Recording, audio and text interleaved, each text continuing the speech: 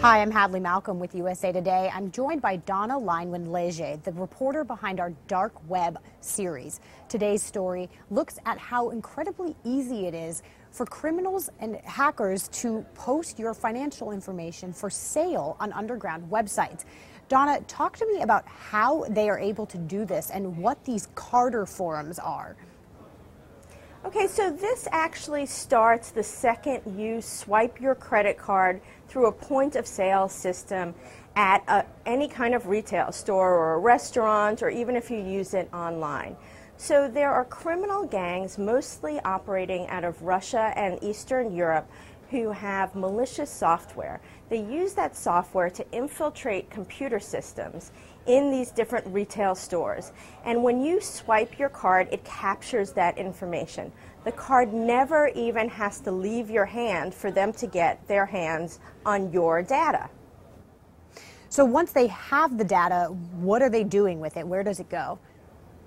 So they collect this data, and then the computer software that they're using sends all the data back to them in Russia or Eastern Europe or wherever they're located.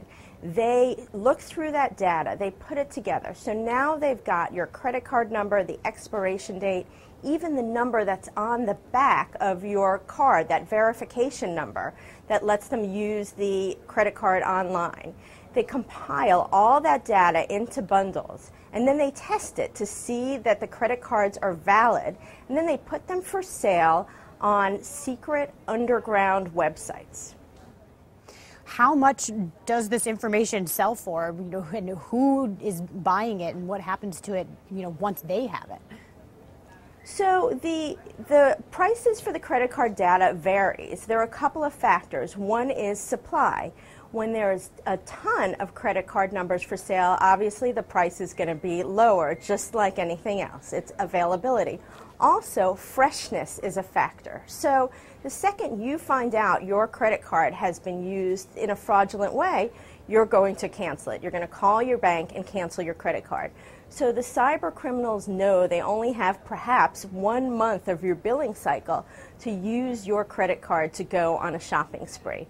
So the fresher the cards, the more they sell for. And of course the cyber criminals know this. They also know things like your credit limit. They can run a test on your card and use software to figure out how much you owe on your card and how much of your balance is left. And then they will take the higher balance cards. So say you haven't charged very much that month and you've got $1,000 left on your credit card. That card is going to sell for a lot of money because they can use that credit card to go on a nice big flat TV, shopping spree. Can anything be done about this? This seems like a pretty huge underground business. What can we do about it? It's really a tricky problem for law enforcement because these cyber criminals work on something called the onion router, which is also known as Tor. And this is a parallel internet that uses different computers to bounce their messages around the world through multiple computers.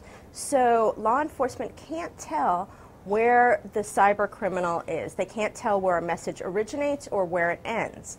So it's really hard for law enforcement to track them down. Secondly, because many of these criminals are operating in countries where the U.S. doesn't have extradition treaties, if they even find out who they are, it's hard for them to get them prosecuted in the U.S.